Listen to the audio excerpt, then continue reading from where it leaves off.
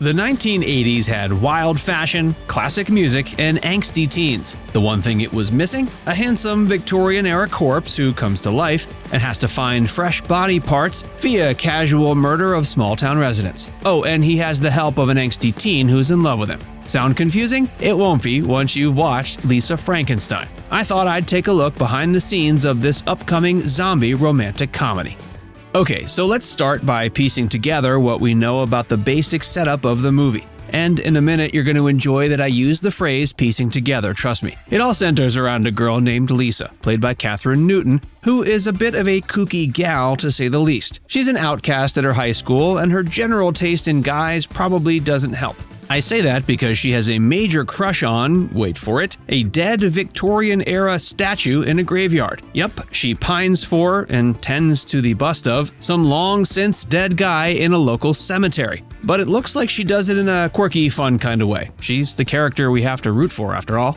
So, because it's a zombie rom-com, I bet you see where this is going. In the trailer, we see a lightning bolt strike, and then suddenly there's a zombie attacking Lisa at her home in the next shot. But it's no ordinary zombie, people. It's the dude from the graveyard, her Victorian-era crush. Of course, there are immediate problems, not the least of which is that he's missing some essential body parts. Plus, he's, rotting. So the two of them decide to fix those problems by, killing local baddies and sewing their body parts onto him. See what I meant about piecing together?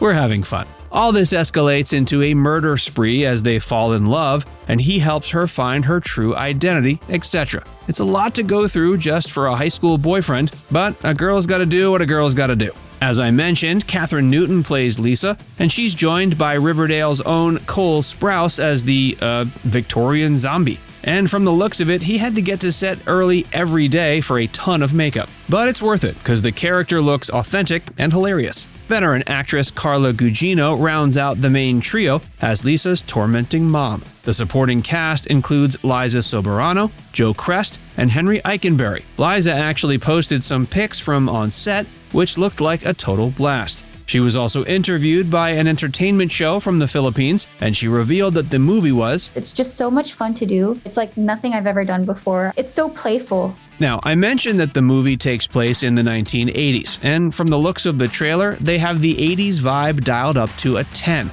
which is awesome. The saturated colors, the wardrobe, the music, and everything are prime 1980s retro. This was no coincidence, according to the director, Zelda Williams. In an interview with Empire magazine, she talked about how writer Diablo Cody integrated the 80s-ness of the world right into the script. She said, quote, "I remember Diablo put in the script how many seashells were in Lisa's house. And for Zelda, this was just the tip of where she wanted to take the look of the movie." In that same interview, she said, quote, "A lot of movies don't go full kitsch. They tend to hold back and be based on our reality of the 80s. I was like, no. The things that people have one of, I want 10 of them." According to Zelda, she fell down a rabbit hole buying seashells and fiber optic lamps from the 80s, and then continued from there.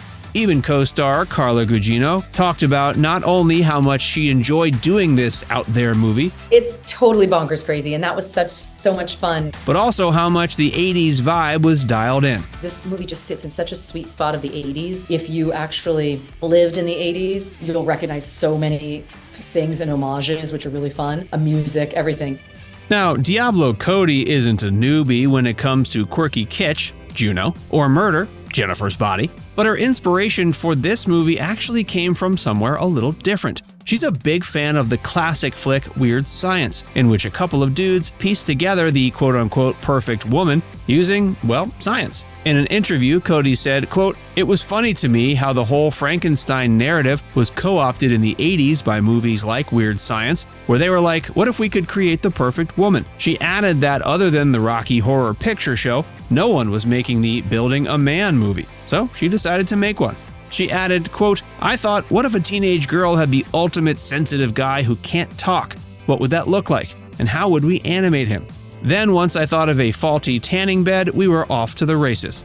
She's joined on the project by first-time director Zelda Williams. Of course, as Robin Williams' daughter, she's certainly seen her share of movie sets, but this is her first chance to make a name for herself as a director, and from the looks of the trailer, she knocked it out of the park. In 2022, when the project was getting underway, she tweeted, quote, "I know Hollywood gets a bad rep for regurgitating sequels and remakes and reboots over and over and over, and yeah, it totally does that, but it's also finally letting me make the most bonkers, wonderful zombie script I've ever read, and for that, I will be forever grateful."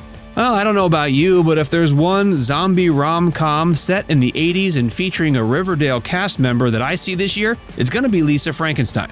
Okay, maybe that's a little too specific. TBH, it looks hilarious, kitschy, and fun. Count me in. Have any thoughts about this upcoming flick? Pop them in the comments section below.